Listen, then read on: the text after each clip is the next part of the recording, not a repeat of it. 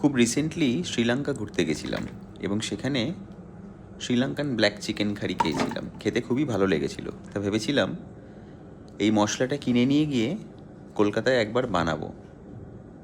তো চলুন আজকে সেই রেসিপিটাই বানানো যাক। তাই এখানে 500 গ্রাম চিকেনে 2 টেবিল স্পুন ব্ল্যাক কারি পাউডারটা মিশিয়ে নিয়েছি। তার সাথে নিয়েছি 1 টেবিল স্পুন নুন, 2 টেবিল স্পুন মতো জিঞ্জার গার্লিক পেস্ট, আর একটা মিক্সিতে 3টে শুকনো লঙ্কা, একটা টমেটো আর অল্প কিছু কাঁচা লঙ্কা একটু পেস্ট করে নেব। এখানে দেখছেন চিকেনটা আমরা মিশিয়ে রেডি করে নিয়েছি। এরপরে একটা কড়াইতে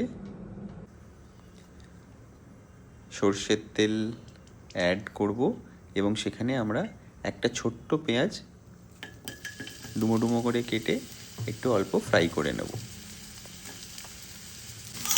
চিকেনটা ফ্রাই করে নেওয়ার পরেই আমরা যে টমেটো, লাল লঙ্কা, শুকনো লঙ্কার পেস্টটা তৈরি করেছিলাম সেইটাকে যোগ করে নেব এবং ভালো করে সেটাকেও রান্না করে নেব যাতে মশলা থেকে জলটা শুকিয়ে গিয়ে তেল ছেড়ে দেয়।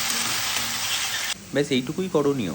এরপরে মশলা থেকে যখন এরকম তেল ছেড়ে দিয়েছে তখনই আমরা ম্যারিনেট করা চিকেনটা অ্যাড করে দেবো।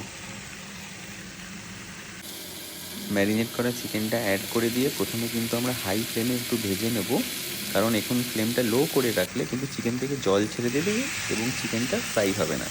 চিকেনটা যখন ফ্রাই হয়ে যাবে তখন আমরা যতটা ঝোল রাখতে চাই ততটা জল অ্যাড করে 10 মিনিটের জন্য ঢাকা দিয়ে দেবো। 10 মিনিট পরে ঢাকা খুলে দেখতে পাচ্ছেন এখানে চিকেনটা কিন্তু ভালোভাবেই সেদ্ধ হয়ে গেছে এবং আমার ঝোলটাও ফুটে উঠেছে। তারপর ঝোলটাকে একটু কমিয়ে নেওয়ার পরেই ধনেপাতা অ্যাড করে দিলে আমার Sri Lankan black chicken curry ready.